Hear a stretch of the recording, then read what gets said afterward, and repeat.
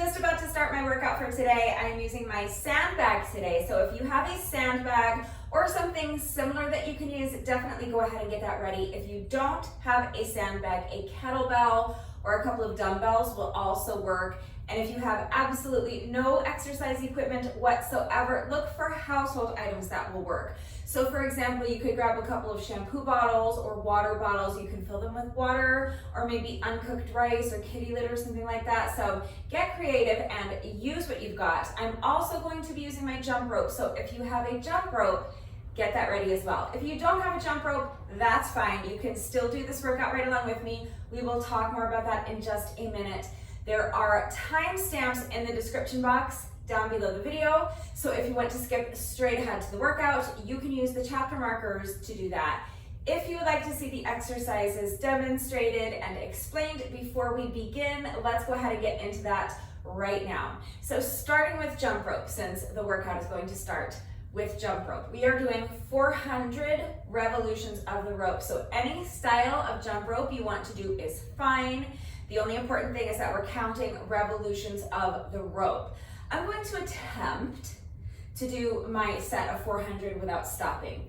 I don't know if I have the stamina right now to do that, but that's what I'm going for. If it's easier for you to break them up, you can do 4 sets of 100 or 8 sets of 50, okay? Just whatever's going to work for you, but that is the very first thing we're doing. So I always just kind of jog in place like this while I'm jumping rope. But if you are more comfortable jumping with your feet together, that's fine. Jump with your feet together. If you're really good at jump rope, you can challenge yourself to do something a little more difficult. You can do high knees or jump rope jacks. You can twist jump, you can jump side to side, and you can mix it up. It doesn't have to be the same style for all 400 reps, okay? Again, the only important thing is 400 revolutions of the rope. So if you don't have a jump rope, then really you can just pantomime jumping rope with me. They actually sell jump ropes with no rope. So it's really just 2 handles that you hold on while you do this and pretend that you're jumping rope. So if you are already jumping over an imaginary rope, I see no reason why you cannot hold on to imaginary handles while you do that. So you can just pantomime jumping rope with me, and that's totally fine. If you don't want to do that, you really can just jog in place, or you can do some other type of cardio exercise while I'm jumping rope, like mountain climbers or high knees or jumping jacks, okay? Any kind of cardio exercise you want to do for those jump rope sections is totally fine. 400 revolutions with the jump rope is going to take me somewhere in the neighborhood of like plus or minus 4-ish minutes or so. So you could always just take 4 minutes and hop on the elliptical or the exercise bike or the treadmill. If you have one of those, you can do up and down the steps for 4 minutes. If you want to take this workout to a local park, or if you have access to the field at your local high school, you could do up and down the bleachers, or you could run around the track for 4 minutes. For some people, you know, that might be just once around the track, it might be halfway around the track, or less, or more. It doesn't matter, okay? It depends on how fast you run, so go at your own pace, and that first little cardio section doesn't have to be exactly 4 minutes. Mine is not going to be, but any other type of cardio exercise while I'm jumping rope will work. So then after our first jump rope section, we're going to move on to our 4 sandbag exercises. My sandbag is filled with about 25 pounds of sand. This is a good weight for me. This challenges me, but it's not too heavy for me. You may need to use something lighter or heavier. So that's going to depend on your strength. It's going to depend on your level of fitness, and it's going to depend on what you have available to you and how hard you're looking to push yourself today. So please consider all of those factors when choosing your weight and make the decision that is best for you. If you don't have a sandbag, you might be able to make something similar using like a backpack or a duffel bag. You could fill it with bags of beans or rice, for example, or maybe a bag of kitty litter. So get creative and use what you've got. I will say, however, that I think a sandbag is a great investment because I think it is a great piece of workout equipment. And if you plan on following my workouts regularly, I would recommend investing in a sandbag because I do use my sandbag quite a bit. So if you're going to be doing my workouts, you will get quite a bit of use out of your sandbag. It doesn't have to be the exact brand that I'm using. There are tons of sandbags that I don't think are especially pricey. So, you can check sites like Amazon or whatever. You can go to like Big Five, whatever, sporting goods store. But first, I would advise checking sites like Craigslist, Facebook Marketplace, OfferUp. People are always selling exercise equipment on those sites because unfortunately, what people do is they buy a piece of exercise equipment thinking they're gonna, get all buff in their garage or whatever, and then it's sad, but they don't follow through, and then they have these weights sitting around or this exercise bike sitting around or whatever, and so they just want to get rid of it. And you will never go on like a Facebook Marketplace or OfferUp or something like that and not find tons of exercise equipment. So check sites like that. You might be able to snag a sandbag really, really cheap. But we will talk about what to do if you don't have a sandbag and you don't have anything similar that you can use. So first, let me show you the first exercise the way I'm doing it, and then we'll talk about what to do if you don't have a sandbag or something similar. So the first exercise is going to be an overhead press with an oblique twist. So I'm going to pick up my sandbag and I'm going to hold it so that it's kind of balanced on my knuckles like this. I'm holding it right in front of my chest. My feet are slightly wider than shoulder width apart, more or less shoulder width apart, but they're a little bit wider than shoulder width. So whatever's comfortable for you. So now I'm just going to press the sandbag straight up overhead, but as I do that, I'm going to twist. So I'm going to lift one heel and twist to the side, feeling those obliques. So now I'm looking at the wall next to me. I'm going to reverse the movement as I bend my elbows and bring the sandbag down in front of my chest, and that foot is going to pivot back forward. I'm going to place the heel down. Alternating sides. So now with my next rep, as I press the sandbag up overhead, I'm going to lift the opposite heel and pivot that foot, oblique twist. So feeling the obliques as I twist to the other side. Now I'm looking at that wall over there, and then reverse the movement. Then the elbows bring the sandbag back down in front of the chest, pivot that foot so that it's facing forward again, and place the heel down. So press the sandbag up overhead, oblique twist, pivot the foot back. Other side, lift up that heel, pivot that foot as you press the sandbag up overhead, facing the other wall. All right? So that is the first exercise. So if you don't have a sandbag or something similar, like a duffel bag or a backpack that you can fill with some sort of weight, dumbbells will work just great for this. If you don't have dumbbells, again, water bottles or shampoo bottles filled with sand, uncooked rice, beans, water, whatever you've got, okay? So you can just start with your weights up on your shoulders, feet a little bit wider than shoulder width apart, and you're gonna do the same thing, just pressing one weight up at a time. So whatever heel is coming up off of the ground, that's the same side that you're gonna press the weight up on, okay? And each time you're gonna pivot and turn to face the wall next to you. Okay, if you don't have dumbbells but you do have a kettlebell, you can use a kettlebell for this as well. So in that case, if you only have access to one dumbbell, or if you have a kettlebell, you can just do half of your reps on one side and then switch halfway through and do the rest of your reps on the other side. So you can hold your kettlebell or your one dumbbell up by your shoulder, press the weight up overhead. As you pick up the heel on that same side and pivot, facing the wall next to you, and then reverse the movement, bring the weight back down to your shoulder, put the heel down as you pivot that foot to face forward again, and then just stay on the same side. So you're gonna keep pressing the weight up to the same side, you're gonna keep lifting that same heel and keep pivoting to that same wall until you're halfway through the set, and then you can switch hands with your weight and you'll start pivoting to the other side and facing the wall on the opposite side of you with the second half of your set. The next exercise is a sandbag clean. So all that means is that I'm going to grab the sandbag by the handles, and as I stand, I'm bringing the sandbag with me. I'm going to kind of flip it over so that I'm holding it here in my elbows. So it's going to look like this. First, tuck those shoulder blades into your back pockets. So your shoulders are back and down and your chest is lifted high. Tighten up those abs, make sure your core is strong and tight and engaged the whole time. Make sure there's a soft bend to your knees. Definitely, you don't want to be actively straightening your legs. Don't lock out your knees like this. Make sure there's a soft bend to your knees. You're going to push your booty back as you bend down to grab the sandbag.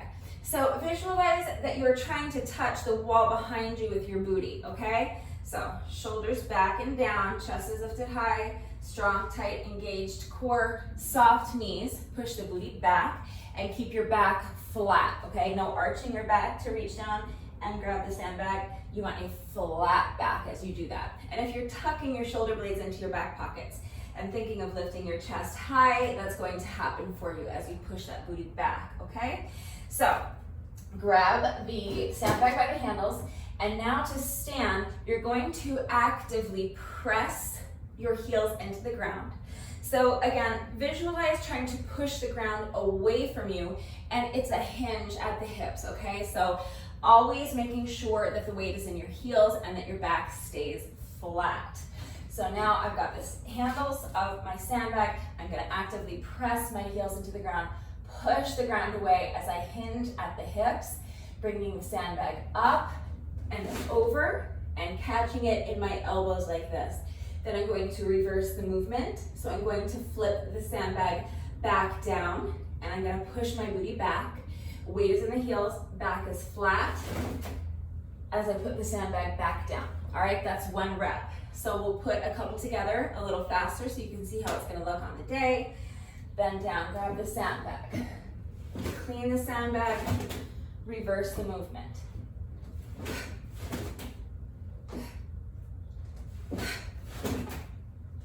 If you don't have a sandbag or something similar to a sandbag, you can do kettlebell snatches. I don't have a kettlebell, otherwise I would demonstrate for you, but if you do own a kettlebell, I'm assuming that you know how to do a kettlebell snatch. So you can alternate sides if you want, or again, if you prefer, you can stand the same side for half the reps and then switch halfway through. That's up to you. You can clean a dumbbell as well, or a dumbbell, I guess would be like a dumbbell snatch. So the thing is that this dumbbell weighs less than half of my sandbag. So if you're using a dumbbell that's not especially heavy, or if you're using a household item like a water bottle or a shampoo bottle or something, this is not going to have the same level of difficulty, but you can add difficulty, and we'll talk about that in just a second. But really what you can do is start with your feet a little bit wider than shoulder width apart again. The dumbbell is in front of me. I'm just gonna reach down, grab the dumbbell. So again, I'm making sure my shoulders are back and down, chest is high, core is engaged, pushing that booty back, bending the knees, and reaching down with a flat back as I grab the dumbbell, and then I'm just going to do what's essentially the same movement as a kettlebell snatch, and just bring the dumbbell up to my shoulder. Then reverse the movement. I would alternate sides if I was using a dumbbell this way. So now I'm gonna reverse the movement. So shoulders back and down, chest is high, abs are tight, pushing the booty back, bend the knees, and with a flat back, I'm gonna bend down and put the weight back down in front of me. And then I'll just alternate sides. So now other hand reaches down, grabs the dumbbell, bring the dumbbell up to my shoulder, and then just reverse the movement. Like that. Now, again, this is a little bit on the lighter side for this particular exercise for me. So if you don't feel that's challenging enough, you can add like a reverse lunge to it. That would make the exercise a little more dynamic and a little more challenging. So as you lift the dumbbell up to your shoulder, you could add like a reverse lunge, and then step forward as you put the dumbbell down, switch sides. So now the other hand reaches down to grab the dumbbell. The side the dumbbell's on is going to be your standing leg. With the opposite leg, if you want, you can lunge back as you bring the weight up to your shoulder, and then step forward as you put the weight down, okay? So just adding this little reverse lunge is a way to make this exercise much more dynamic and much more challenging if you're using a dumbbell that's not especially heavy, or if you're using a light weight like a water bottle or a shampoo bottle or something like that. Just make sure if you're going to add that little reverse lunge that you're minding your form on the lunge. So first of all, make sure the movement is under control. If you are able to tap this back knee to the ground, that's great. Go ahead and do that. But obviously you don't want to bang your knee into the ground and hurt yourself. So please make sure, whether you're gonna touch the ground with that knee or not, make sure the movement is under control. And then the other thing is that you wanna try to have a 90-degree angle, more or less, a 90-degree angle in this front leg, meaning that the knee of this front leg is over the heel of this front foot, as opposed to being over the toes of that front foot like that, okay? And then again, you're gonna press the heel of your standing leg into the ground as you step forward. All right, so control the movement, tap the knee down if you can, if you want. Just make sure you don't bang the knee down, 90-degree angle in the front leg. Now press that heel into the ground as you step forward and return to your starting position. The third of my 4 sandbag exercises is going to be goblet squats. So first of all, let's just talk about the correct form for your squat, because you really can do any squat variation you want, but regardless of what variation of squats you're doing, the technique is the same. So again, just like we have the way we set up for our sandbag cleans, the first thing you want to think about doing is tucking your shoulder blades into your back pockets. Okay, so shoulders are back and down, back, meaning that it's kind of like you're pinching your shoulder blades together, and down, meaning away from the ears. So if you're like me, and throughout the day, you constantly find your shoulders up like this, push them down, away from your ears, and push them back. Chest is lifted high. You want to tighten up your abs and make sure your core is engaged the whole time. And now again, you're going to think about trying to touch the wall behind you with your booty when you squat. If you think about the squat as meaning that you're squatting straight down, what's going to tend to happen is that, look at my knees, look where they are. They're going to tend to be out over your toes, and my weight is kind of pitching forward. That's not the correct form for a squat. Instead of thinking of squatting straight down, I want you to really actually try to touch the wall behind you with your booty, because when you do that, that is going to keep the weight in your heels, which is what we want. It's also going to help keep your back flat, which again is what we want, okay? So tuck the shoulder blades into the back pockets. Shoulders are back and down, chest is lifted high, core is engaged. Tighten up those abs. Push the booty back. Try to touch the wall behind you with your booty, and keep your back flat and the weight in your heels. Now from this position is where you can keep going and sink down into your squat. Okay, if you can get your booty down below your knees, that's fantastic. Do your best to at least see if you can get your thighs parallel to the ground, but you want to work to your own level, okay? Don't push your body into doing something it's not ready to do. So if you can only come down this far, that's fine. Be where you are. As long as you're minding your form, as long as your back is flat and the weight is in your heels, I don't care how low you sink down into your squat. So again, shoulders back and down, chest is high, tighten up the abs, push the booty back, flat back, weight in the heels as you sink into your squat. And then again, actively pressing the ground away with your heels to stand. So that's just a basic air squat, but those principles are going to apply to any squat variation you choose. And any squat variation you want to do will work here. I'm going to be doing goblet squats. So that means that I'm just going to be holding my sandbag in front of me. So I'm going to pick up the sandbag and kind of hug it into my chest like this. And then I'm just going to do my squats from this position. So pushing that booty back, keeping my back flat and the weight in the heels as I sink down into my squat. And then pushing the ground away with my heels as I stand.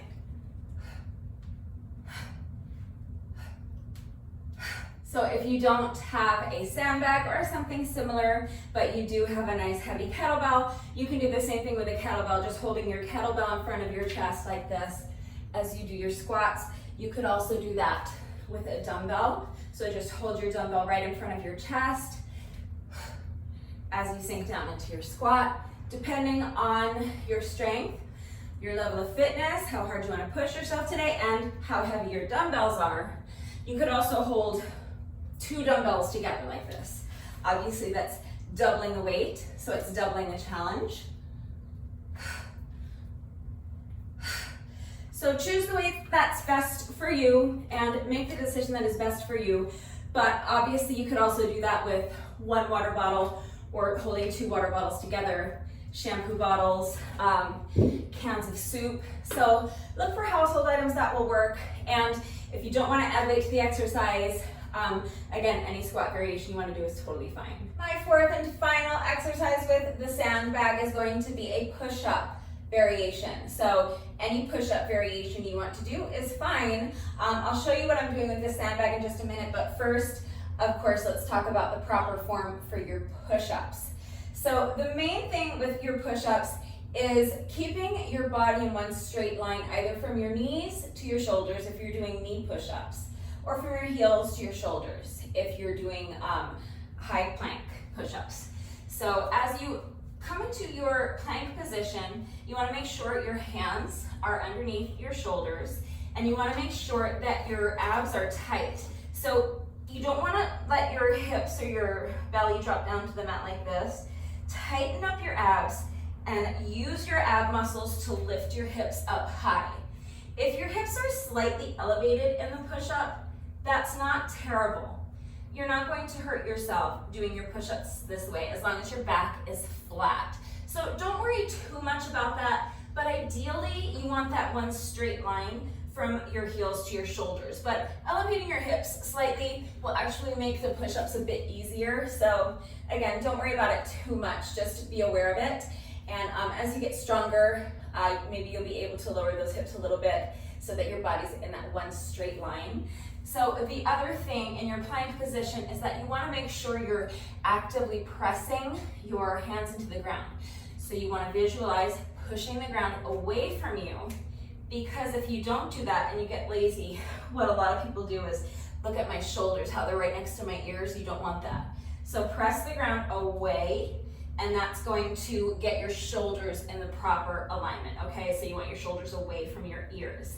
Now, from this position, you're bending your elbows and you're lowering your chest, and only your chest, as close to the ground as you can.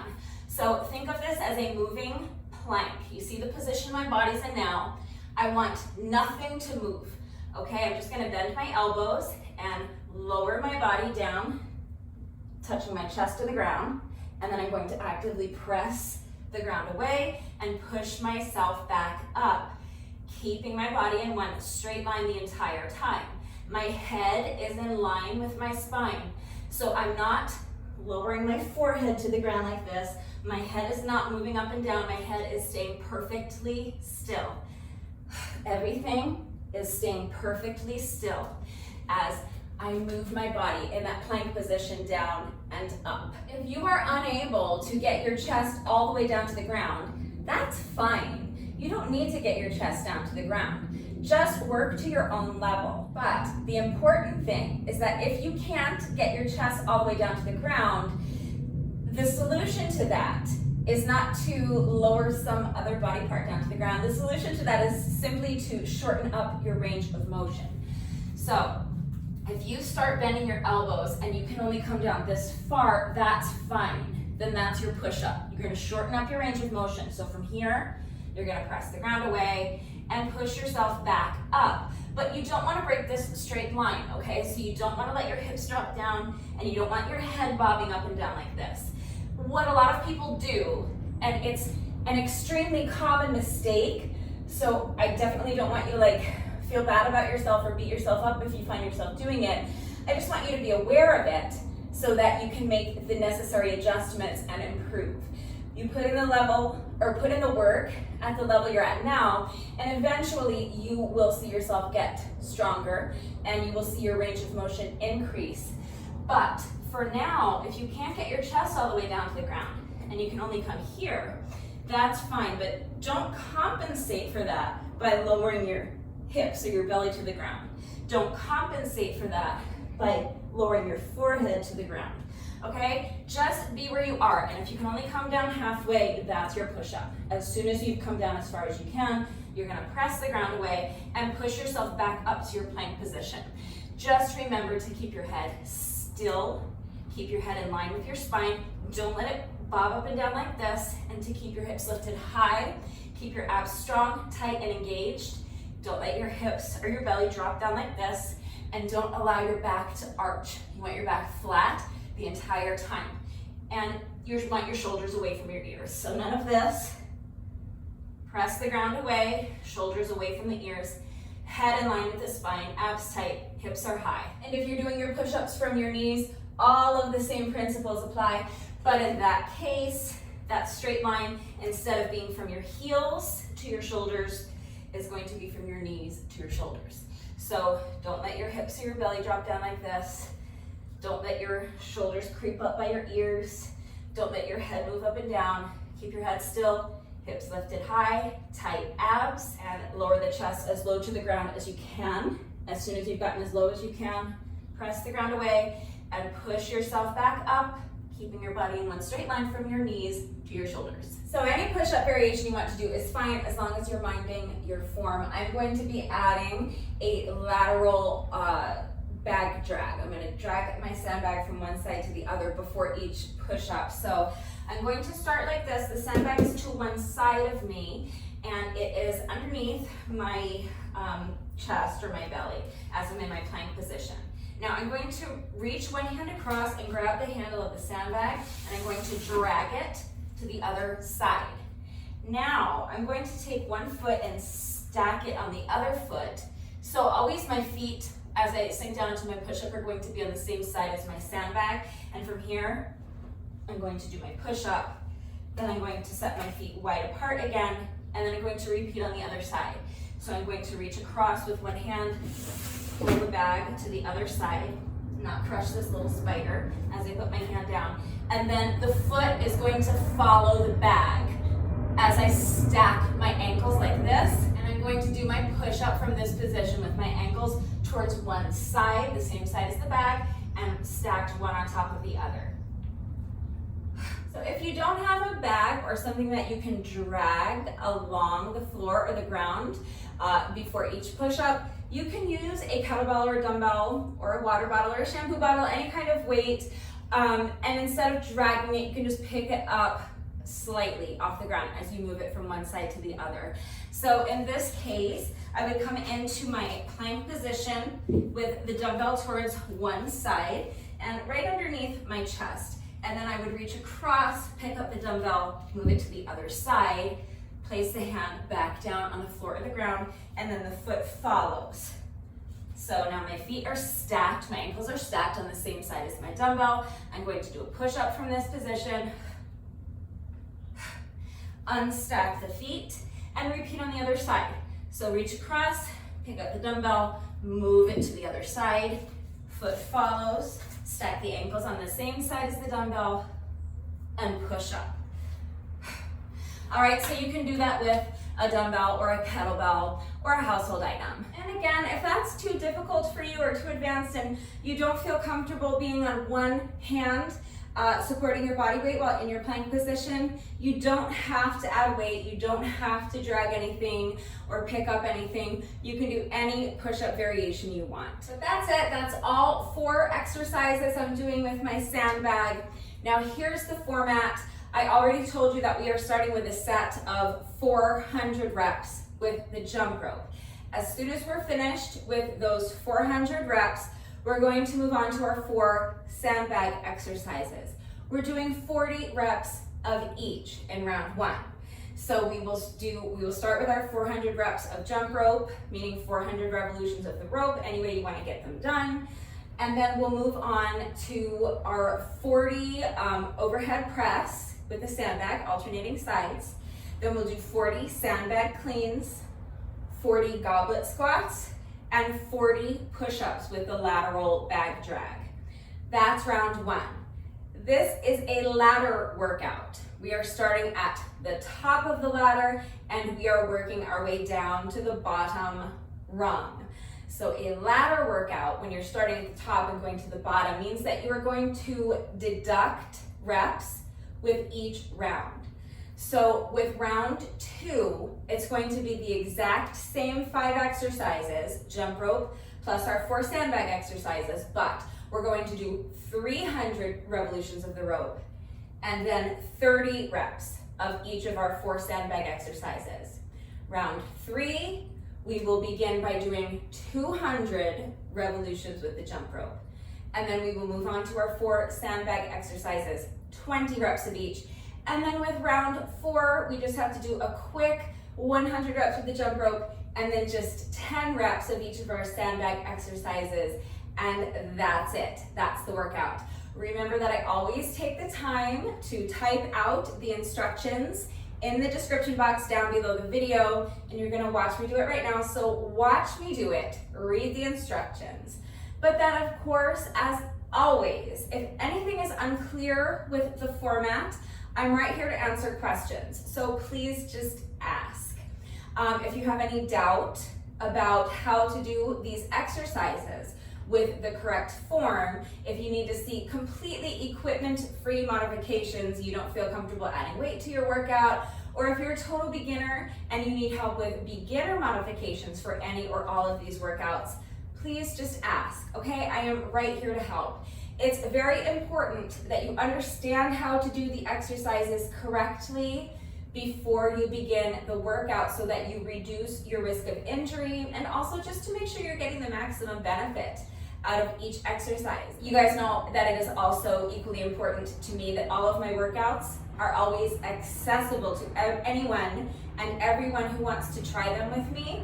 So I'm always here to help facilitate that. So that means if you don't have equipment or you don't feel comfortable adding weight, you can't do push-ups, and you're just a complete beginner and you need guidance, please just, if you have questions or if you need help, just don't hesitate to reach out because I'm always here to help in any way I can. I've showed you all of the exercises, I have explained and demonstrated how to do them with the correct form, and I've explained the format, so now you know what we're doing today. If you're ready to go ahead and start this workout, grab a sandbag or something similar if you have one.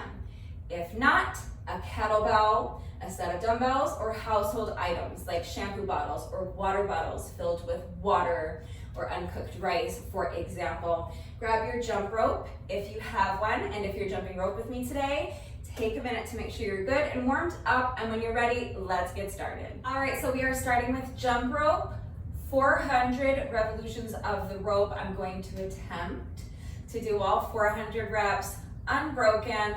If you trip over your jump rope, it's fine. You do not have to start the entire set over. Just take a deep breath. Do your best to just leave it behind you and pick up right where you left off. Get right back into it and pick up your count wherever you left off. If you already know that you cannot do 400 reps unbroken, then again, you can break them up if you want. You can do 4 sets of 100 or 8 sets of 50, okay? Just do whatever works for you, but we are starting with 400 revolutions of the jump rope. Any style of jump rope you want to do is fine. You're just counting to 400 revolutions. So my timer is set as a stopwatch. I would love to finish this workout in under 1 hour. That is my goal. Just remember, especially if you're working out along with the video, to go at your own pace and mind your form. Do not sacrifice your form for speed. All right, so as soon as you're ready, my watch is going and I am starting my timer in 3, 2, 1, and go. 400 revolutions of the jump rope. I'm going to do my very best to get through all 400 reps without stopping and without tripping over my rope. So wish me luck. Here we go.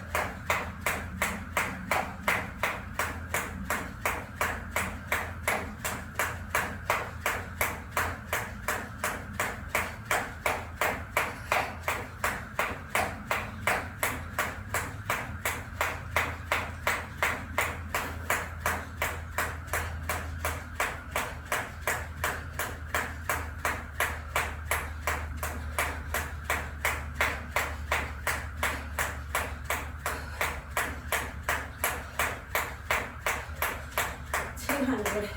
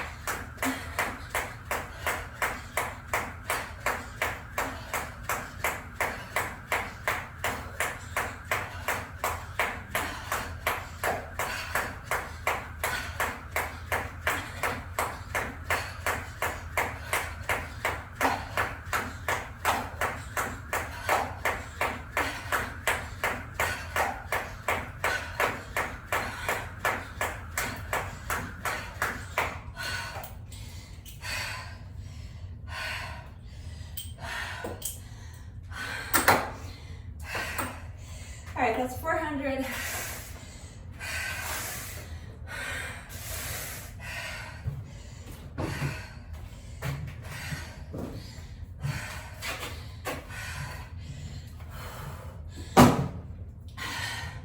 So I mentioned before we began the workout that first section is going to take me plus or minus 4 minutes or so.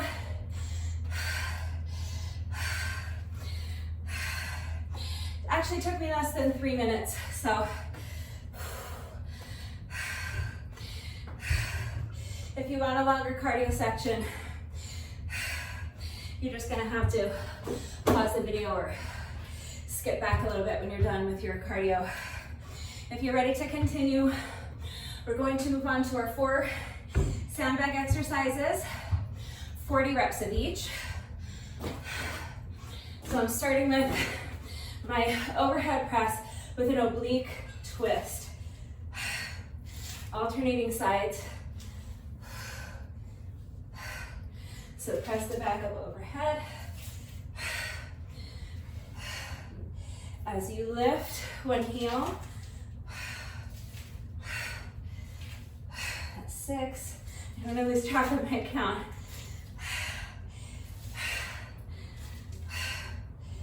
8. And you're twisting. Feel your obliques as you twist to face the wall. That's 10.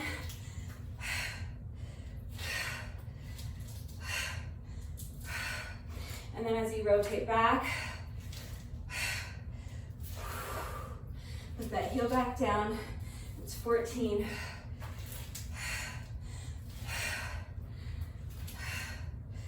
16. As you bend your elbows again and bring the bag back down in front of your chest. 19, 20,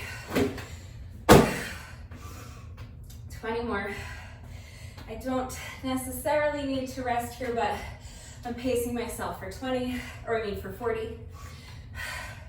We're halfway done, so I think for me, the most efficient way to get these done is to just pause for about 20-30 seconds here. Let my breathing come down a little, let my heart rate come down a little bit, and then see if I can finish the last 20 without stopping. I'm gonna zip it so I can conserve some energy.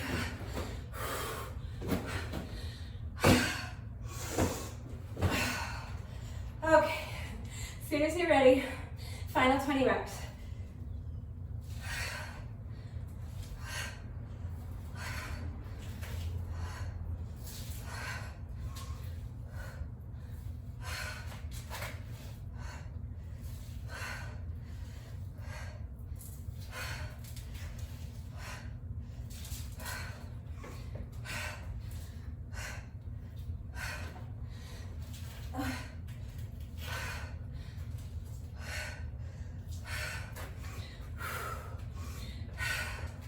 It's 30.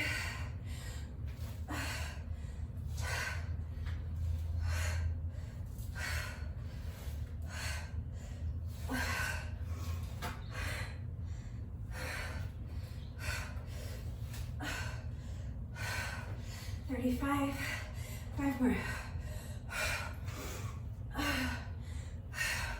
36,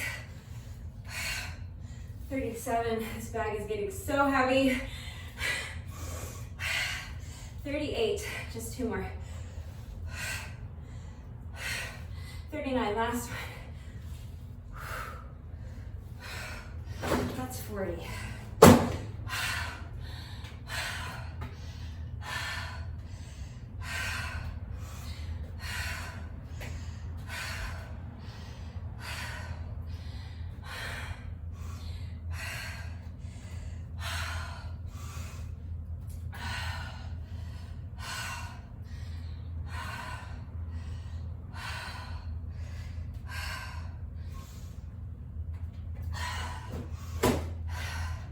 Next is sandbag cleans, 40 reps. Again, if you don't need the rest break, don't take the rest break, just get right into it. If you need a longer rest break, pause the video, come back when you're ready. 40 sandbag cleans.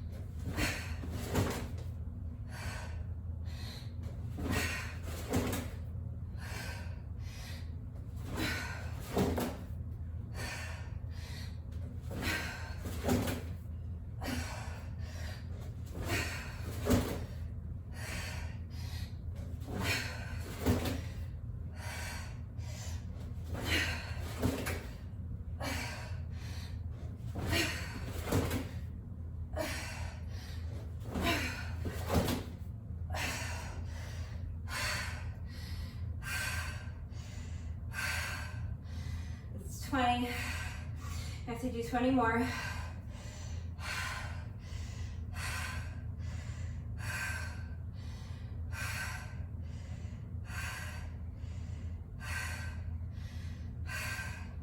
Tuck the shoulder blades into the back pockets. Soft knees, push that booty back, reach down with a flat back, grab the handles, and clean the back.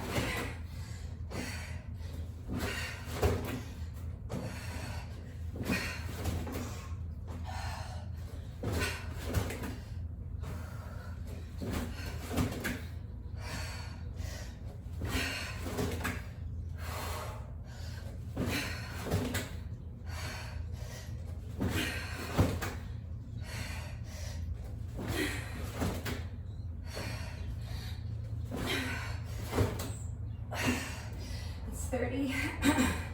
Just 10 more.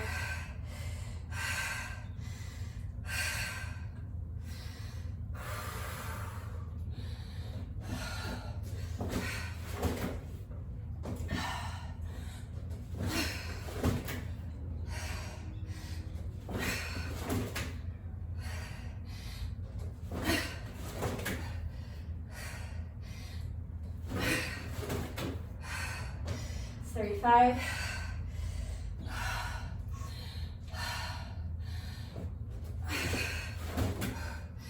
36. 37. 38. 39. Last one.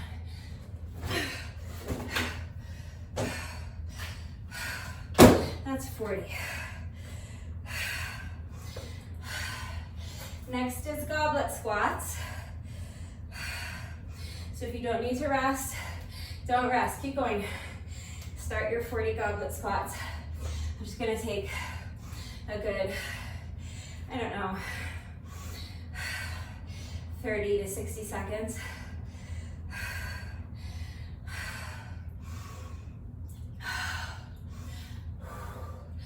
Again, I'll try to get through the first 20 reps without stopping if I can. I was able to do that for the first 2 exercises, so hopefully I can do it for these as well.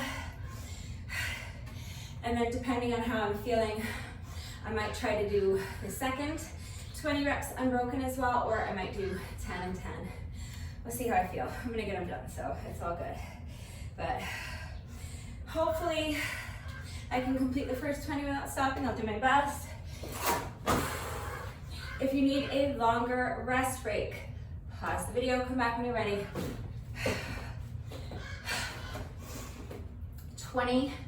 40 goblet squats, but I'm gonna try to do the first 20 without stopping.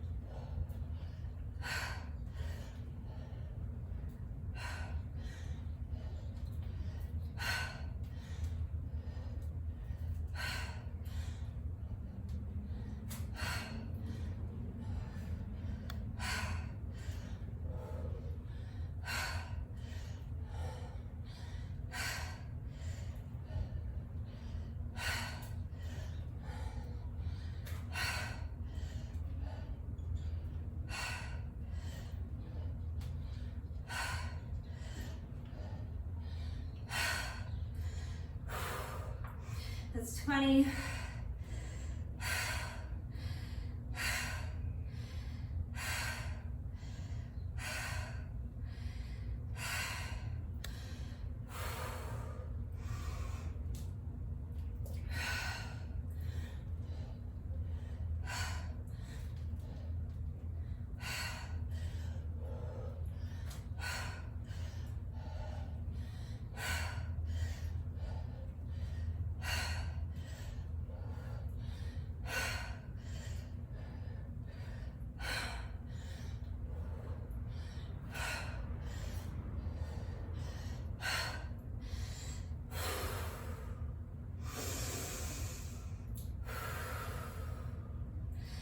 That's 30.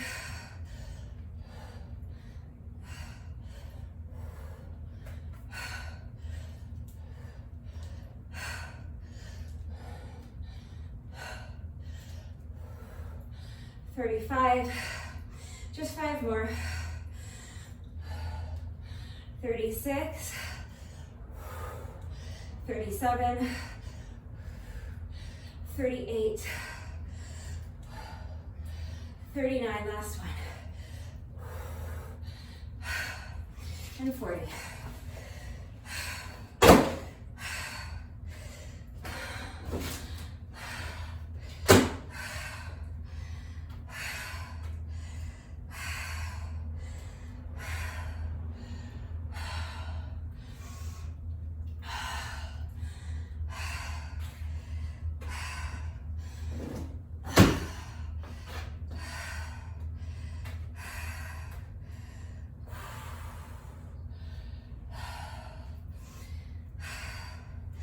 All right, final exercise is push-ups.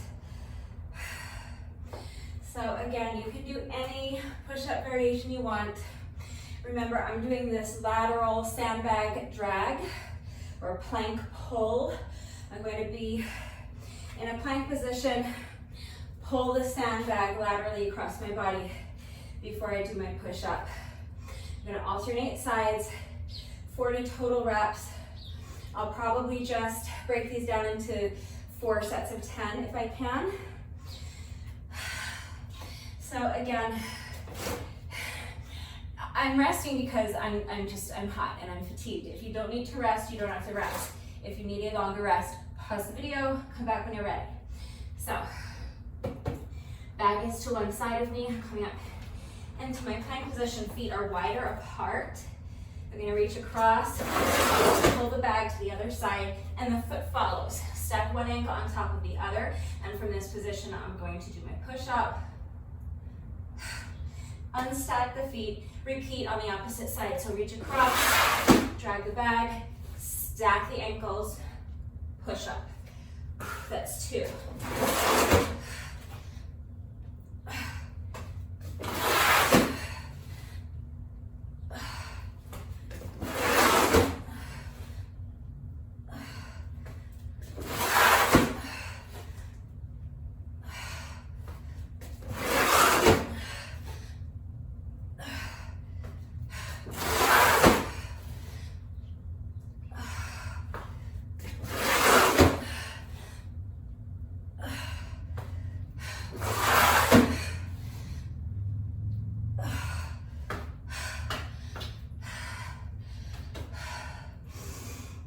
So that's 10 for me.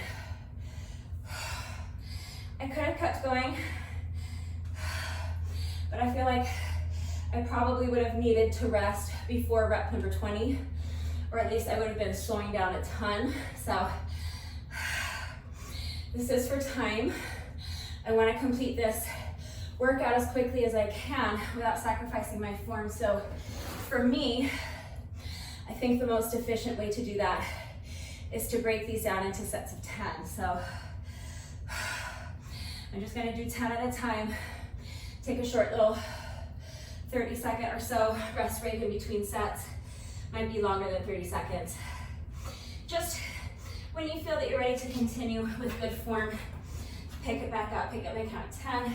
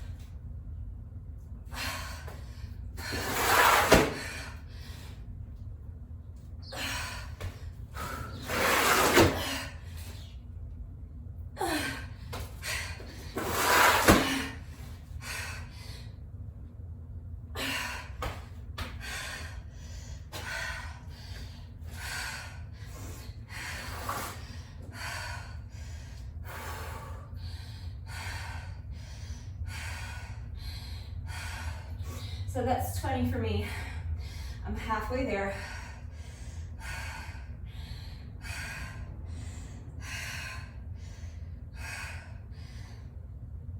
I need to do 2 more sets of 10.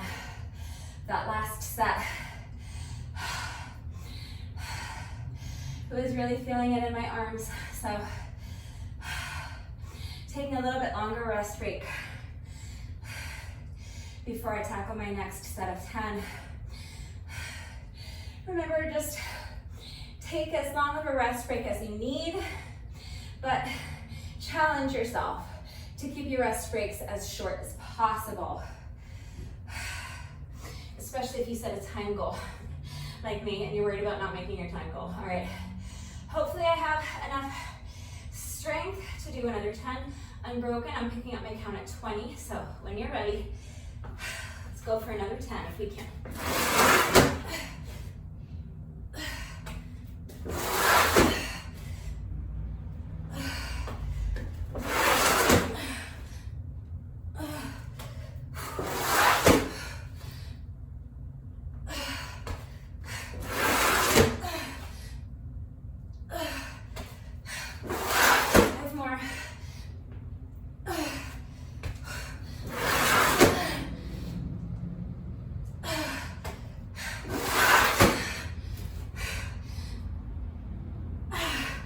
More, push. Last one.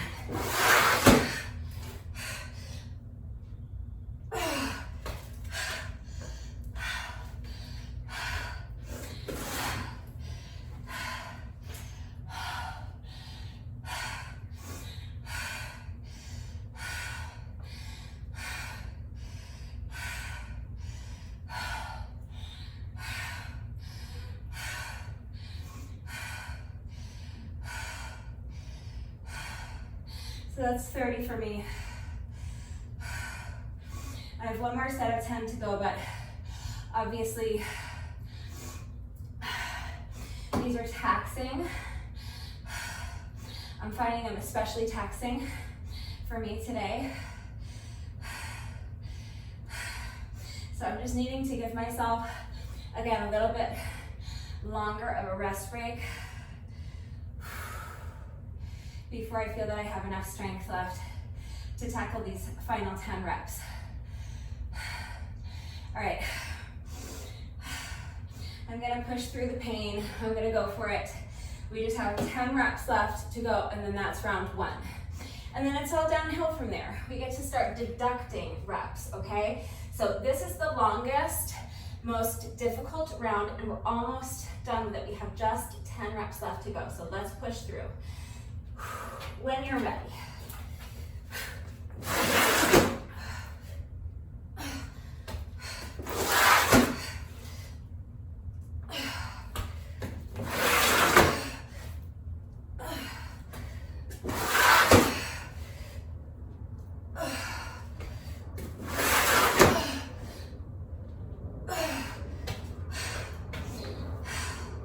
That's 35.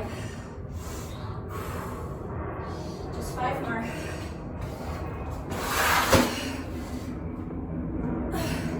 36. 37. 38.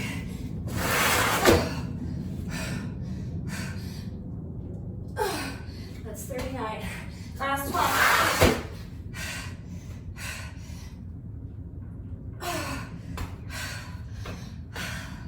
That's 40.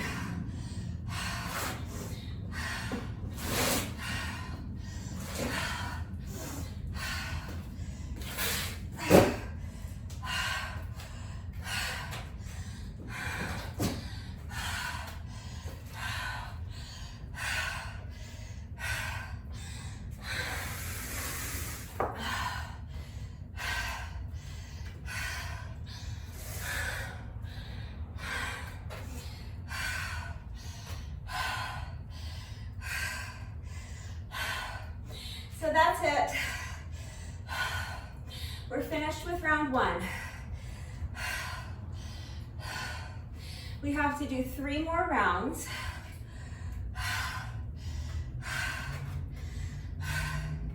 But each subsequent round is going to get shorter and therefore easier, because we'll be doing fewer reps. It's easier to do fewer reps. The same exercises, just fewer reps. So we're going to start round 2 with 300 revolutions of the jump rope. And then we'll move on to our sandbag circuit. We'll do 30 reps of each exercise, and that's round 2. The sweat is dripping off of my body already. All right, round 1 was no joke. I found that quite taxing. So I'm again going to attempt to do my set of jump rope unbroken if I can. So 300 reps in 1 unbroken block, hopefully without tripping over my jump rope. But after that round 1, it's hot out here, I'm fatigued. My legs are a little jelly-ish, jelly-like, jellyfish-ish. So it's gonna be harder to get my feet up and over the rope. I might be tripping a lot more on my jump rope, but that's fine. I'm just gonna do my best. If I trip, I'm gonna just move forward. I'm not gonna let the frustration dictate my mindset moving forward, because we have a lot of reps left to go and I don't wanna sabotage the rest of my workout. So if I trip over my jump rope, I'm going to do my best to just leave it behind me, let it go, and I'm gonna just get right back into it as soon as I can, picking up my count where I left off. So it's okay if I trip, I'm gonna get the reps done. So that being said, it's my goal to not trip, so hopefully I can get through all 300 reps unbroken. All right, if you need a longer rest break, if you're not finished toweling off or hydrating, pause the video, come back when you're ready. I'm starting round 2 now with 300 revolutions of the jump rope. Here we go.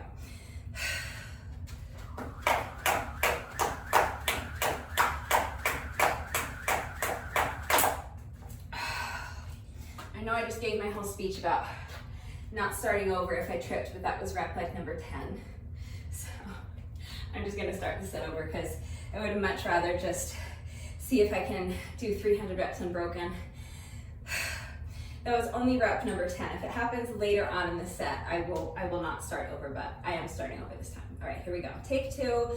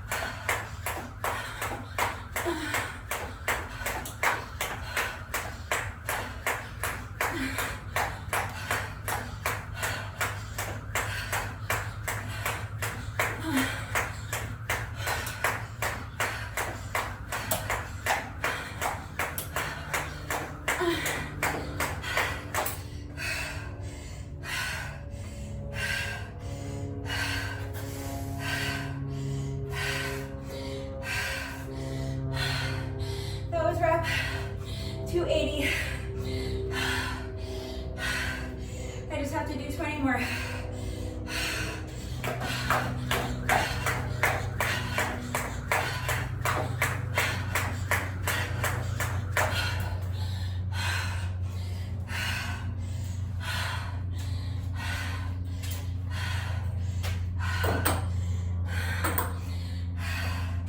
All right, that was 300.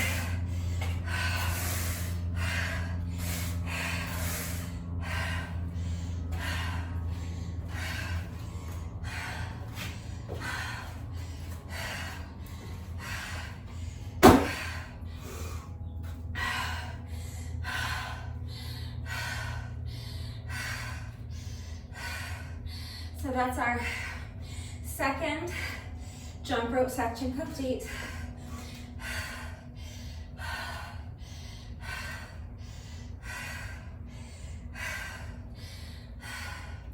Just giving my breathing a minute or two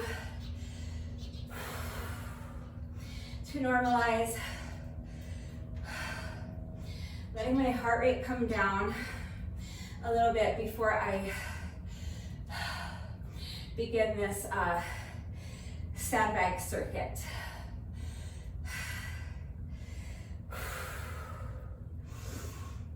Don't wait for me. If you're ready to continue, just continue. You know what we're doing. 30 reps of each of our 4 sandbag exercises.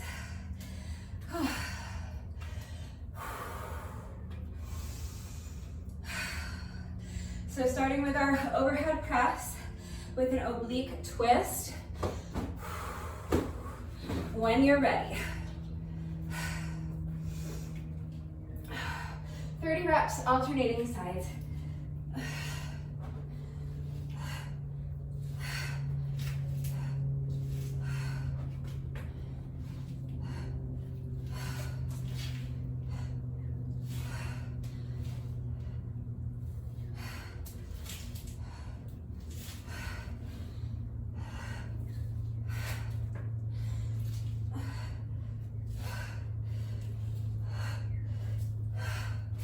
That's 10.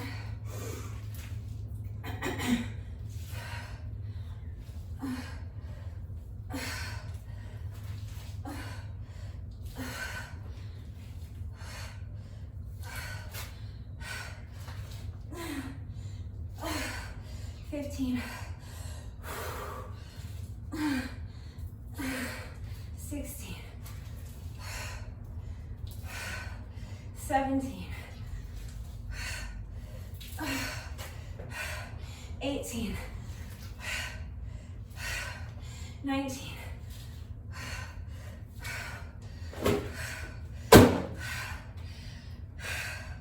That's 20. I need a bit of a rest before I continue, even though there's only 10 reps left.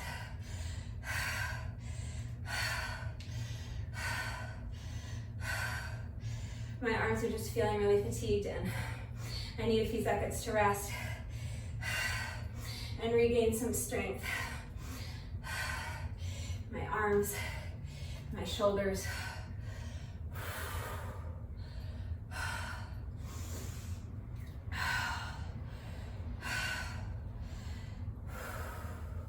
All right, just 10 more reps. I'm gonna push through, get them done. Picking up my count, 20.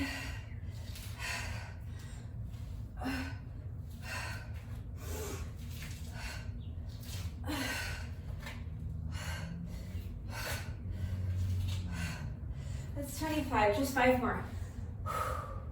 26, 27, 28, 29, last one.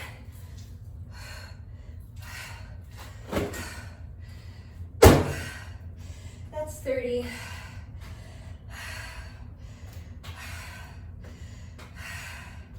Next is sandbag cleans.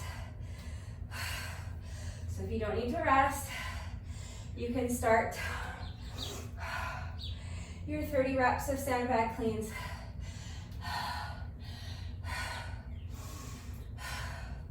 I need a minute.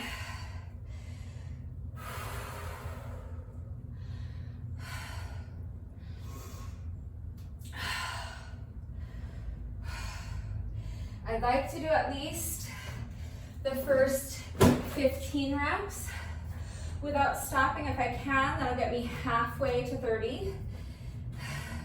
If I feel that I can continue, then I'll do 20 reps unbroken and then take a rest break and then finish up with my final 10 reps. All right, so do whatever works for you. I'm gonna get the reps done, so that's the important thing. So going for at least 15 unbroken if I can, and hopefully 20. We'll see what happens. All right, when you're ready.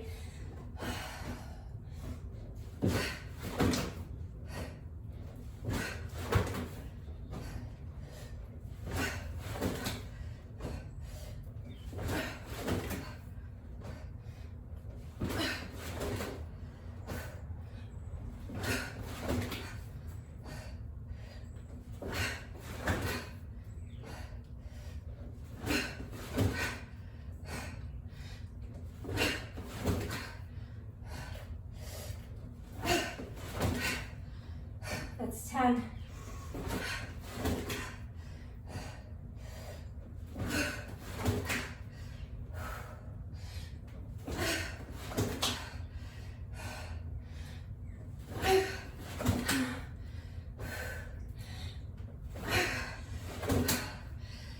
It's 15.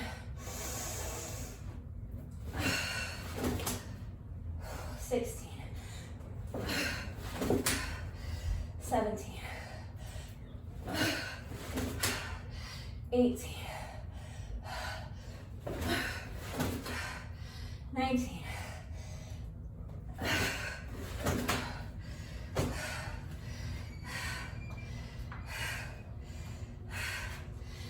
20. I don't feel like I need along with a rest break here. Just a few seconds to take a couple of nice deep breaths. All right, just 10 more.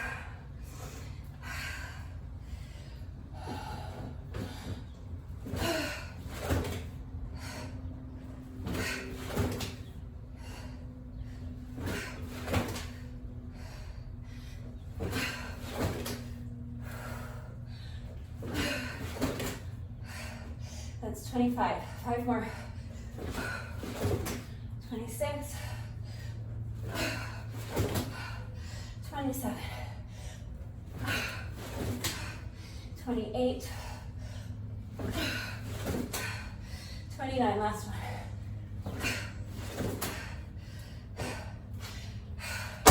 That's 30.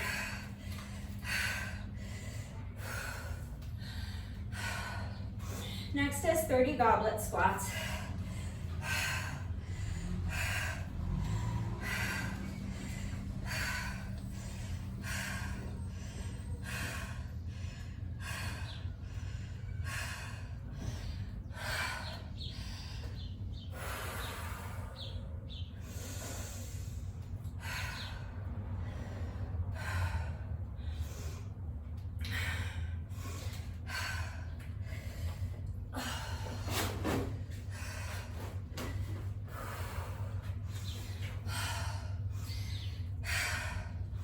If you need to rest longer, pause the video. Come back when you're ready. We're gonna go ahead and start our goblet squats. Oh, this thing is starting to feel so heavy. All right, 30 reps, do your best.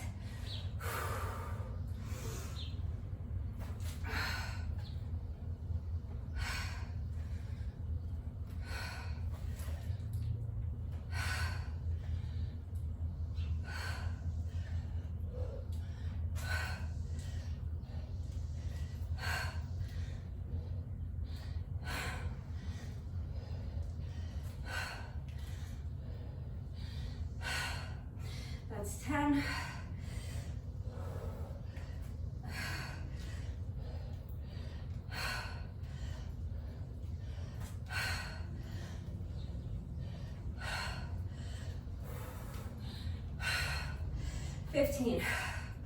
Halfway there.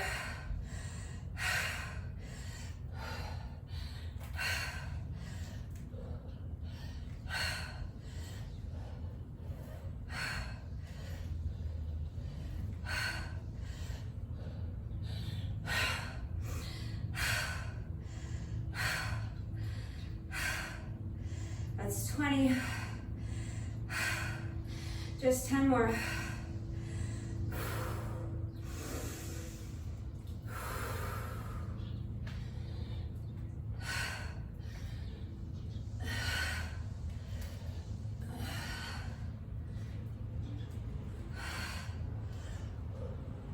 That's 25.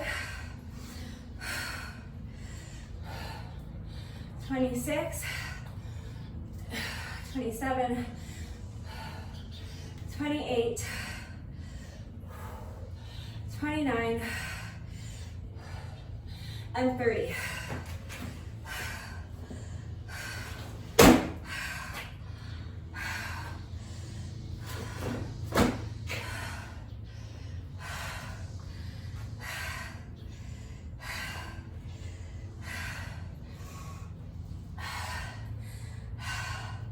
Last exercise is push-ups. 30 reps. So again, I'm going to start with a set of 10 and make it my goal to do 3 unbroken sets of 10. If I get to the point that I can no longer do sets of 10, then we'll do 6 and 4. Or 4, 4, and 2. Okay, break it up however you need to. But we're gonna get the reps done. I know these are tough, so just do your best. If you need to rest longer, you can rest longer. When you're ready, let's go. We're starting with our first 10 reps of lateral plank. What do I call this? I go back and forth between calling it a bag drag and a lateral plank pull with a sandbag. Whatever you call that, plus the push-up. Let's go for 10 without stopping if we can. Here we go.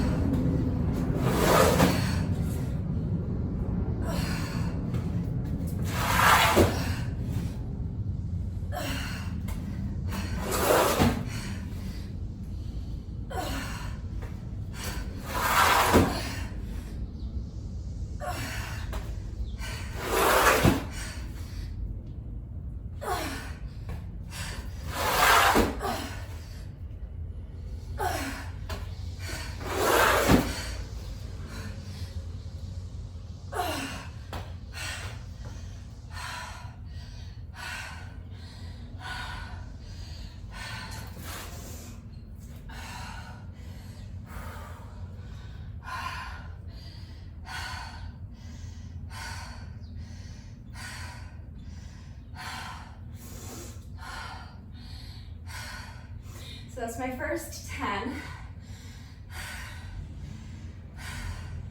I'm struggling to even do sets of 10 right now with these, so I'm giving myself a nice long rest break before I start my next 10. And I'm going to try to do another 10 unbroken if I can. But I'm prepared, if I need to start breaking them down even further. So do what you need to do.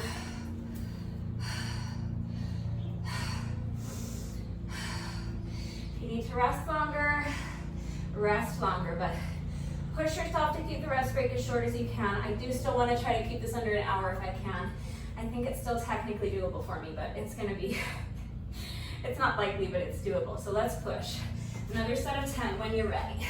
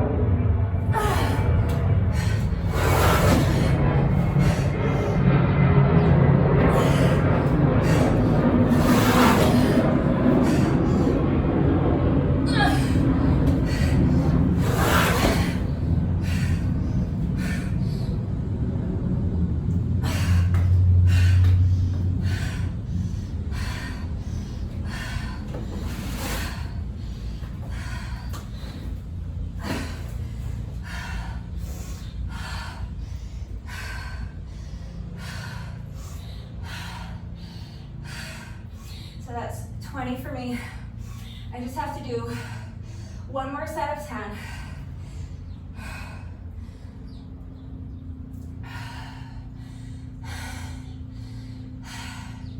I just need a minute.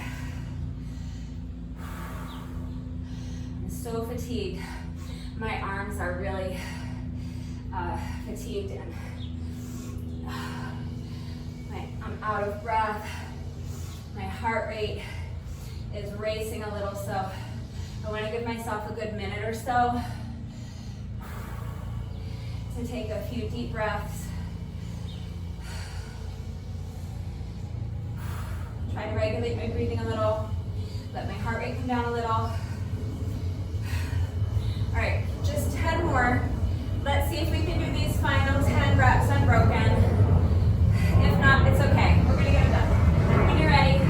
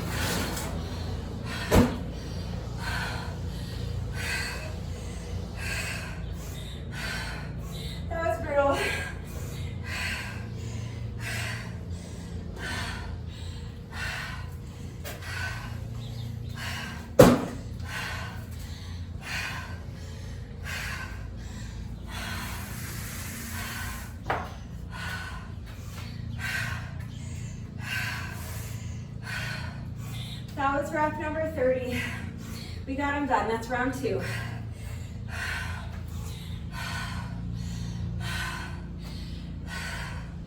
It's becoming increasingly unlikely that I'm going to make my goal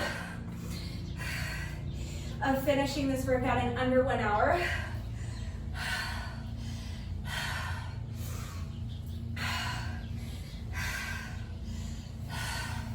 It's still technically possible, but I think highly unlikely at this point. So I'm just going to get the reps done, and I'll see how close to an hour I can keep it, but probably end up going over an hour by a couple minutes. But again, it's all right. The only important thing is that we're getting it done. So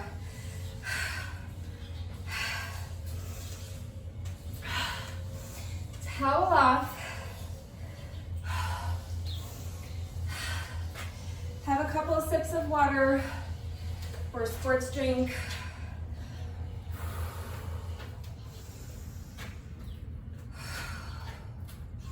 Maybe a couple bites of banana.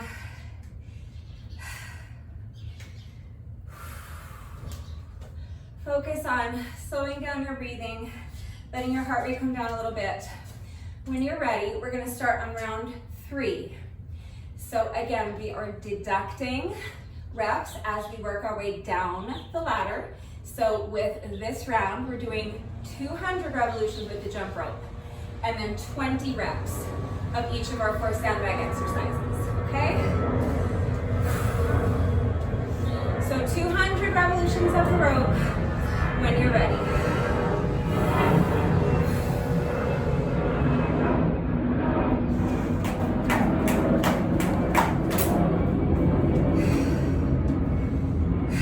Starting over.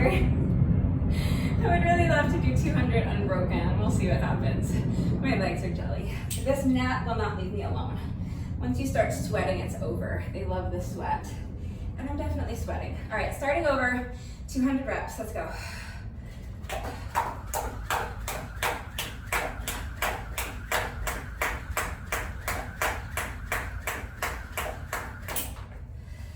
All right.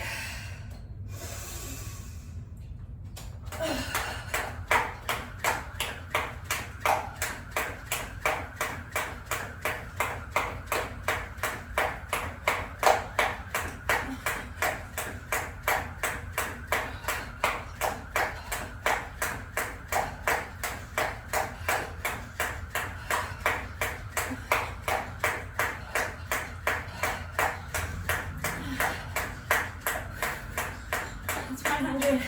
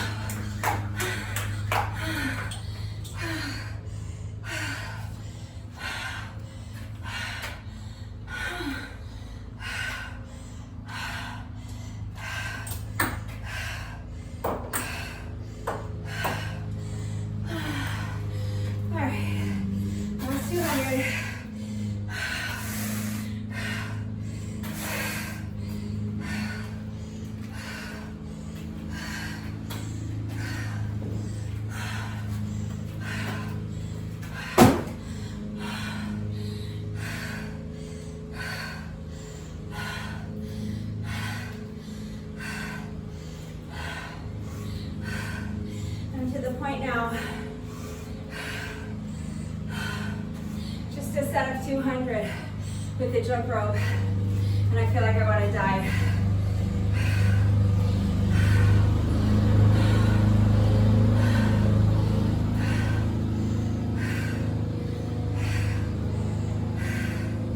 I want to get going with these sandbag exercises, because I really do want to keep this as close to an hour as I can, but I just need a minute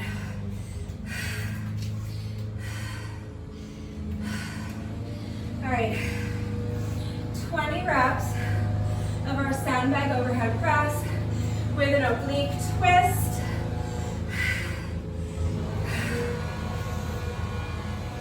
Alternating sides. If I'm not having to shout over a plane, I'm having to shout over lawnmowers. Life in suburbia, 5 miles from an airport. What are you gonna do? All right, let's see if we can do all 20 reps unbroken. Students, are you ready? Here we go.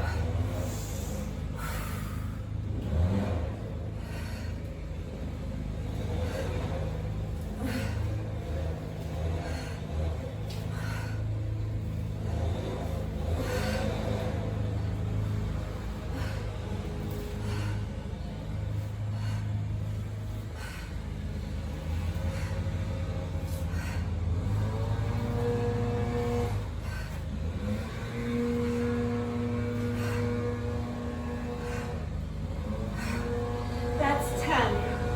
Just 10 more.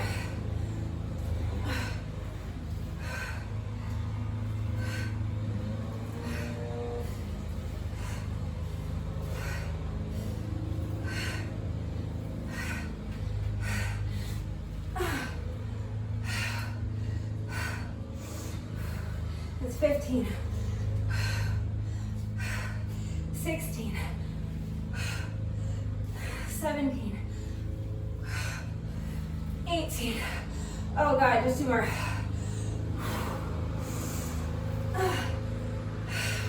19, last one.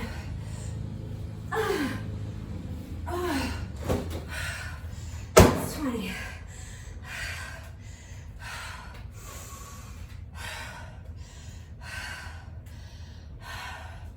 My bag started out weighing 25 pounds. I swear now it weighs 50 pounds.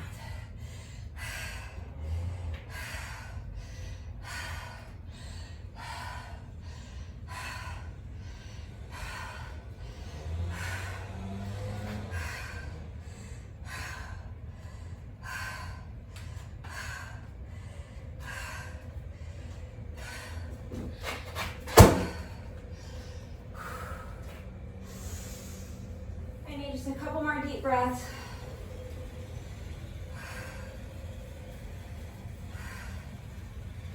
And now 20 sandbag cleans. For the first 2 rounds, I was able to complete 20 reps before having to stop, so maybe I can do all 20 reps without stopping. We'll see. We're almost an hour in now, so I might not be able to. Just do your best. When you're ready, here we go.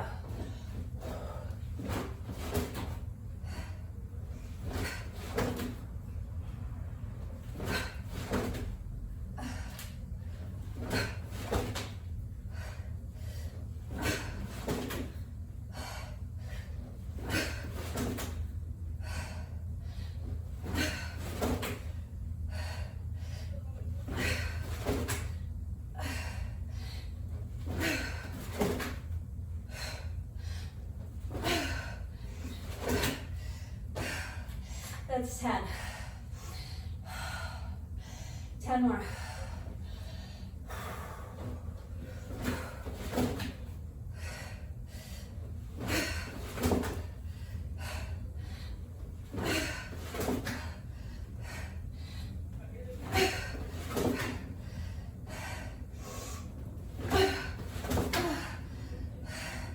It's 15. 16. 17, 18, 19,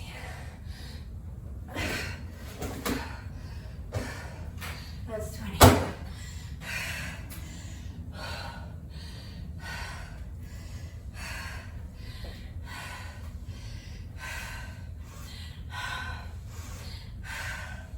Not too bad. My pace is slow for sure, but I was able to do all 20 reps more or less without stopping. I pause just for like 5 seconds halfway through, just to take a couple of deep breaths, but that was more or less unbroken, so hopefully I can do the same with my squats. Again, the first 2 rounds, I was able to complete my first 20 squats unbroken, so it's possible I can get through this set of 20 without stopping. We're almost at the hour mark. Let's push. All right, just 20 reps when you're ready.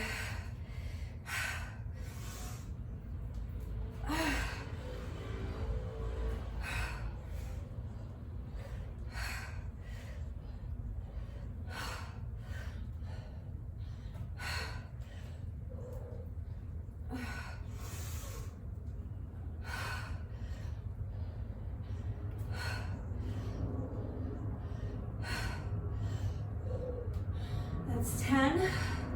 We're halfway there. Just 10 more.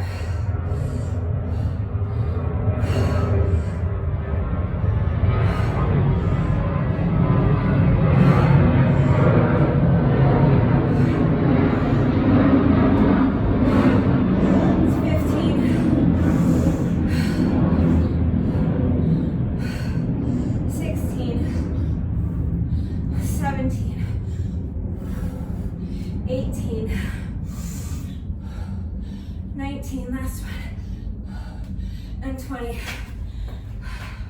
All right, we're just now hitting the 1 hour mark.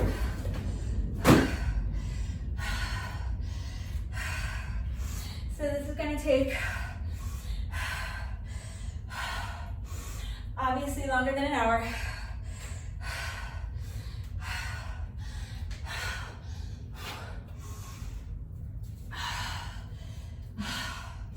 At this point, even though we don't have a ton of reps left, just 20 push-ups, and then round 4 is our shortest round. 100 reps with the jump rope and 10 reps of our sandbag exercises, of each of our 4 sandbag exercises, I should say, but I'm so fatigued that even that last round is gonna be super tough. And I'm not going to be able to like fly through it as though it was round 1. So I'm going to see if I can continue in sets of 10. That would mean I just have to do 2 sets of 10. So may or may not happen for me. I'd like to at least complete the first 10 without stopping if I can. So let's try to do these first 10 unbroken, and then we'll just take it from there. When you're ready.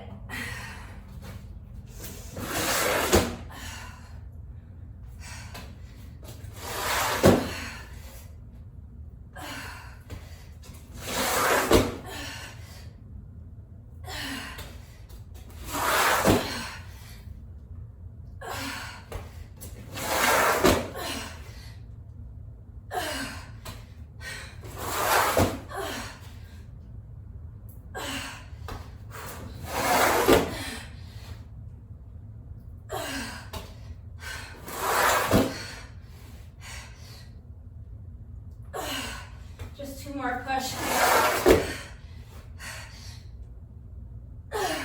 That's 9. 1 more.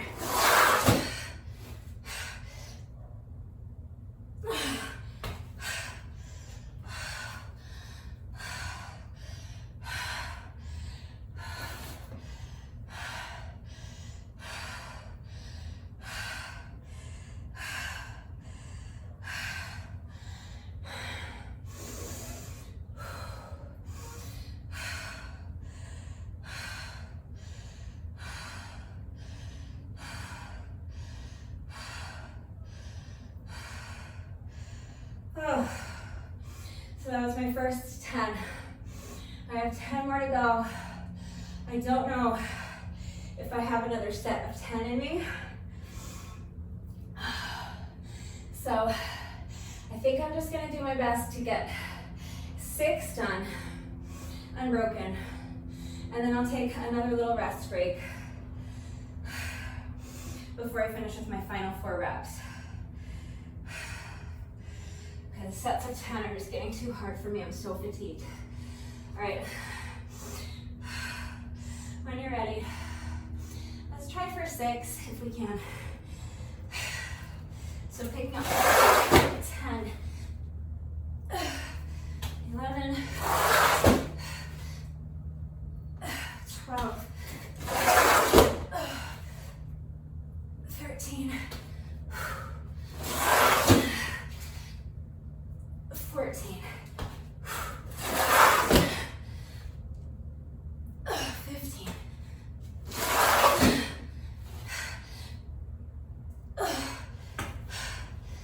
16. Gonna take just a little rest break here.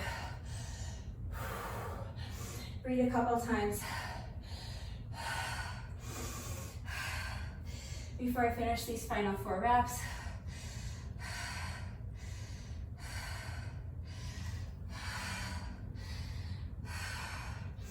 I know it's hard. You guys, I'm doing it with you. I know it's hard. Just 4 more reps, let's go.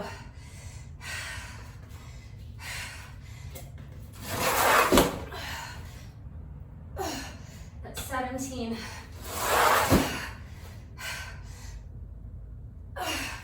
18. Just 2 more. 19, last one.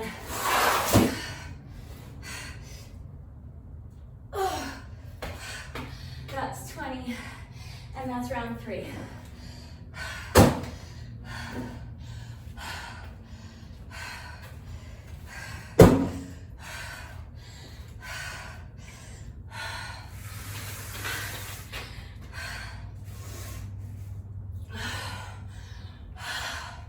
All right. Finally, we made it.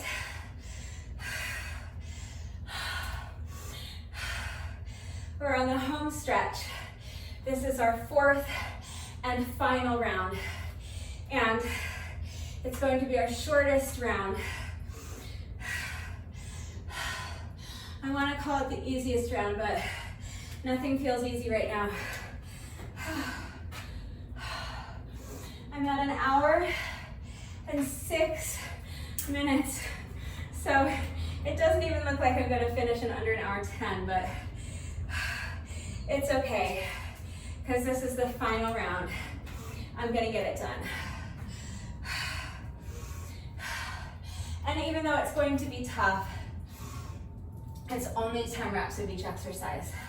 100 reps with the jump rope, and then 10 reps of each of our 4 sandbag exercises, so it's not gonna be that bad. We got this.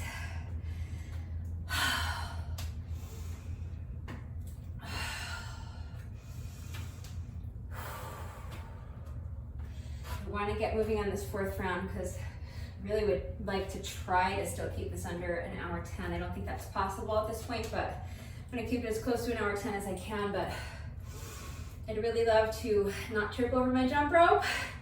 We'll see what happens. So I'm taking just a few extra breaths. All right. These tired legs just need to get over this jump rope 100 more times. Let's do this. 4th and final round, starting with 100 revolutions of the rope. When you're ready, here we go.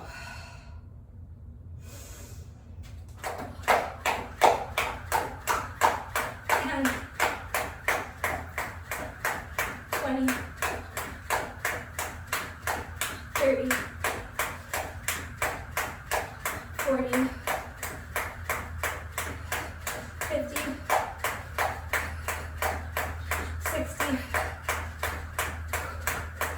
70,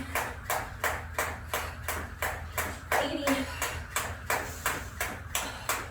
90, 1, 2, 3, 4, 5, 6, 7, 8, 9, 100.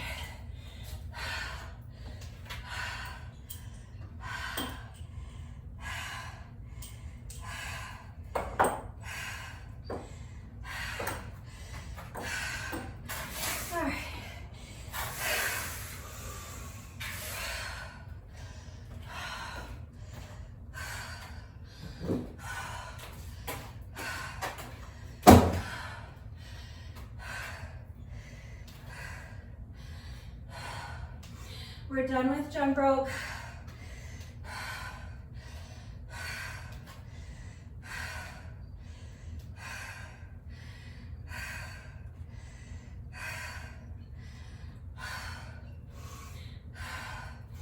I'm just running on fumes right now.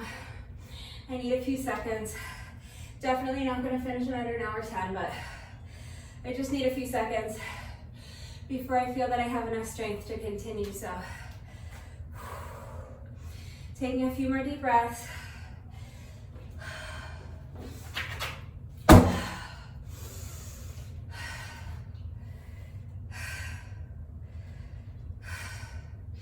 Just a total of 40 reps left with the sandbag. We got this. Starting with our 10 reps of overhead press with an oblique twist, alternating sides. When you're ready, here we go.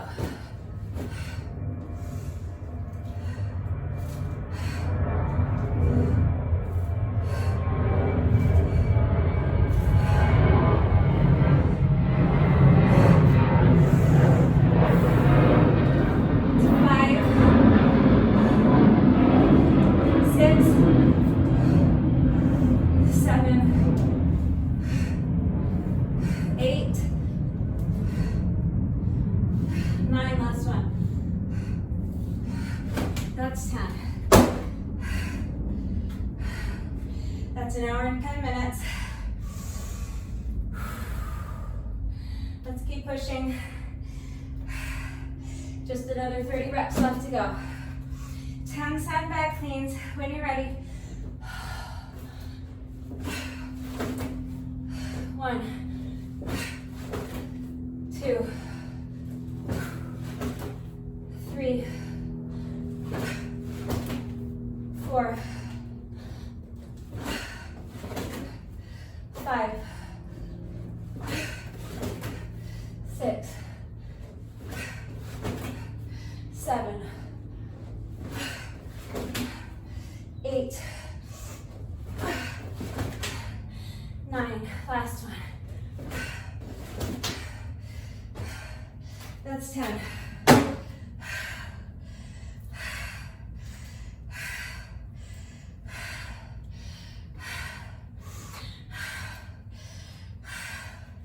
Just 20 reps left to go.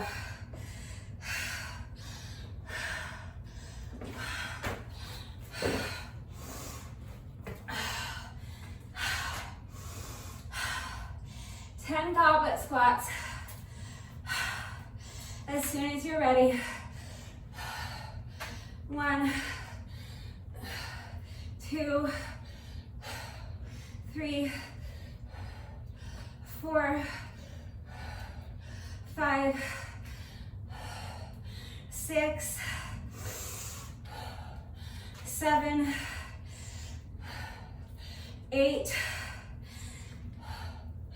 9, one more, and 10.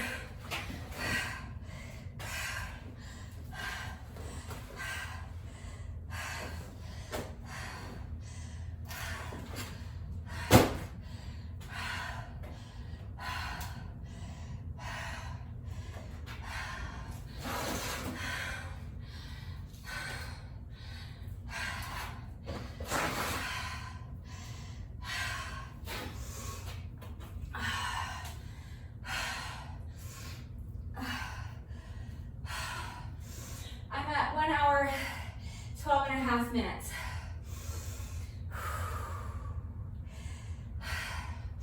I'm down to my final 10 reps, but I just need a few seconds to rest before I start them.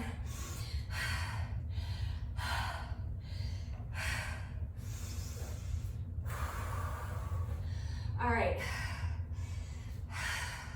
Been resting for about 30 seconds, so let's go ahead and get started on our final 10 reps. Here we go, 10 push-ups. Drag the bag across the ankles and push up. That's 1, 2, 3, 4, 5, 5 more.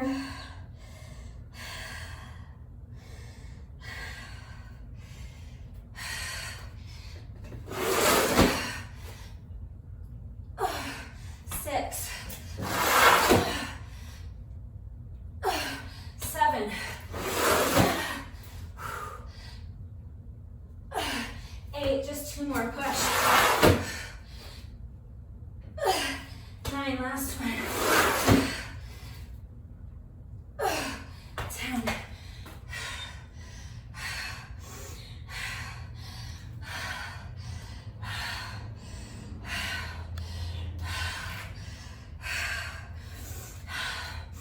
That's it. We made it. That's round 4. That took me a total of 1 hour, 13 minutes, and 58 seconds. We are not quite finished yet. No workout of mine is ever complete until we have done our bonus burpee. So we have just 1 rep left to go.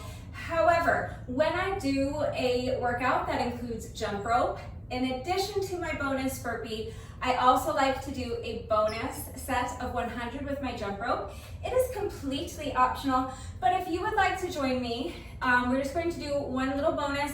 We're going to count another 100 revolutions of the rope. So again, any style you want to do is fine. Counting 100 revolutions of the rope. If you want to join me, here we go. Quick little jump rope bonus. So 1, 2, 3, 4, 5, 6, 7, 8, 9, 10, 20, 30, 40, 50, 60, 70, 80, 90, 1, 2, 3, 4, 5, 6, 7, 8, 9, and then it's 100.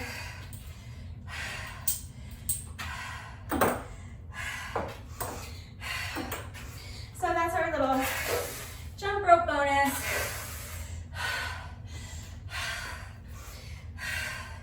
And now we have just 1 rep left to go. Let's go ahead and do our bonus burpee together, and then the workout will be officially complete. Final rep of the day. Here we go, when you're ready.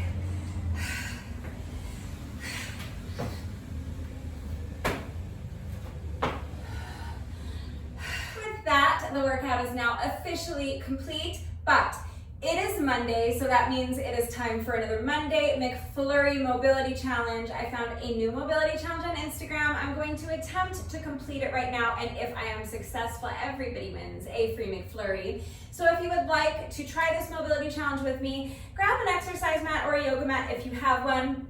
It's not strictly necessary, but you will be more comfortable if you have something soft beneath you. We're gonna start down on the mat, seated more towards one end of the mat, and extend your legs out in front of you, sitting up straight-ish. You don't have to have a perfectly flat back, but you're just sitting up in this kind of pike position.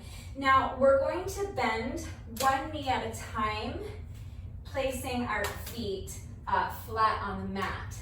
And then the challenge is to come forward into this position without using your hands to help you.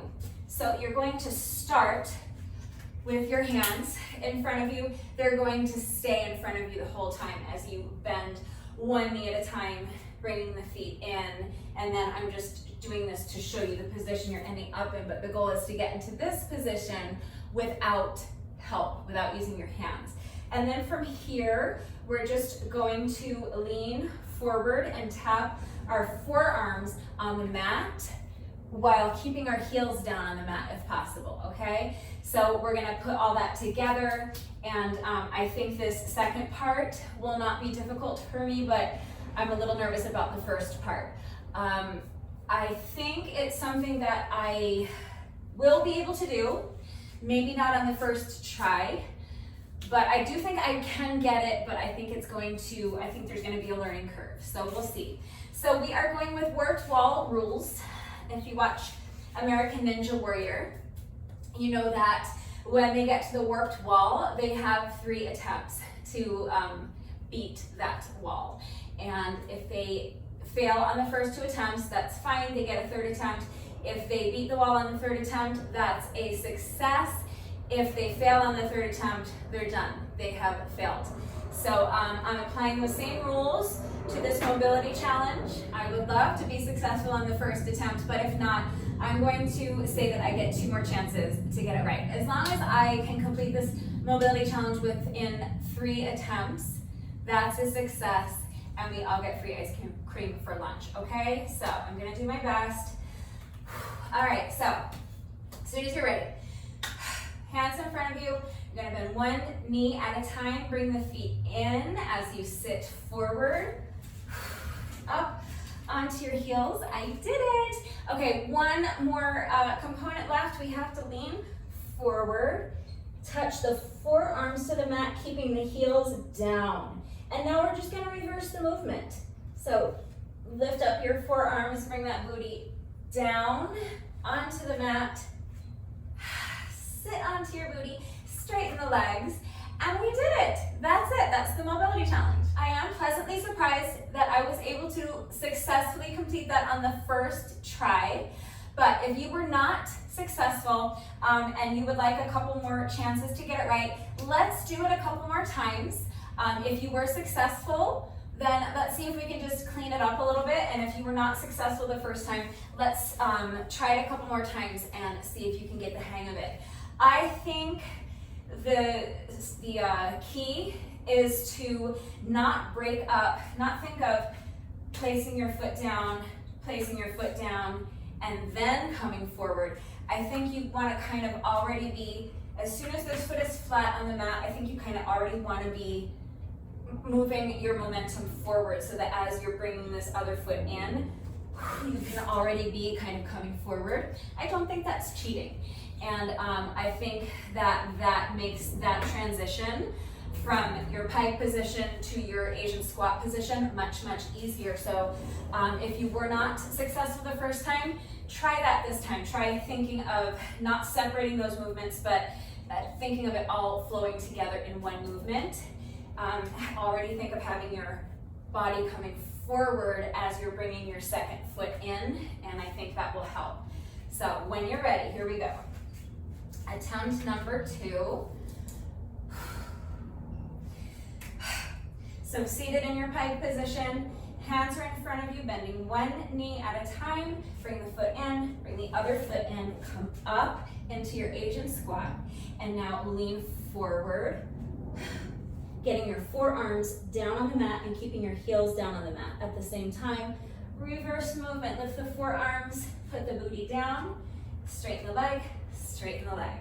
So hopefully you understand what I'm talking about that little adjustment of kind of starting your momentum forward before both feet are all the way flat on the mat. So you're not starting from this position here, you're already kind of moving forward with your body weight. So hopefully you at least got closer that time. Let's do one more. Even if you've already gotten it successfully, let's go ahead and just do one more so we can try to clean it up, get a little bit smoother. And for those of you who need one final attempt to get it right, here we go. When you're ready, hands to heart, bending one knee at a time, bring the foot in, bring the other foot in as you bring your body weight forward into your Asian squat. And now from this position, you're gonna bend forward, place the forearms on the mat, make sure your heels stay down if you can. And now reverse the movement, lifting the forearms, coming back into your squat, down onto the booty, straighten the leg, straighten the leg. And now, get up, grab your car keys, and drive to McDonald's because there's a free McFlurry waiting for you there. I have successfully completed this mobility challenge, so that means free McFlurries all around. You're welcome. If you did this mobility challenge with me today, please let me know how you did. Let me know if you were successful. Let me know if it took you 1 attempt or 2 attempts, or if you needed to use all 3 attempts. Of course, you get ice cream either way because I was successful, so everybody wins, free McFlurries. If you did this workout with me today, thank you so much. Please let me know what you thought of it and how you did. Thank you to everyone who has been working out with me lately. And even if you are not doing the workouts with me, thank you for watching the videos. Thank you for liking and sharing the videos. Thank you for all of your wonderful and supportive and engaging comments. It really does mean the world to me. You guys are the absolute best. Thank you to all of my new subscribers. If you are not subscribed already, please subscribe. And of course, a great big thank you to those of you who have been subscribed to my channel for years. Please know that I appreciate you all so very much. One final reminder that if anything is unclear with the format, if you have questions about the exercises we were doing today, if you have any doubts about how to do the exercises with the correct form, or if you need to see equipment-free substitutions or beginner modifications, I'm right here to help, so please just ask. That is gonna do it for today, but before I say goodbye, I have to say one final thank you to those of you who have been watching the videos all the way until the end and commenting with the secret code phrase of the day. So before I say goodbye, I will give you today's secret code phrase of the day. It is, you know, I once knew a horse named Rusty. So if you are still watching this video, hello, thank you for watching all the way to the end. Please let me know that someone is still watching by going down to the comment section and leaving me a comment that says, you know, I once knew a horse named Rusty. That is gonna do it for today, and I will see you all next time. Bye.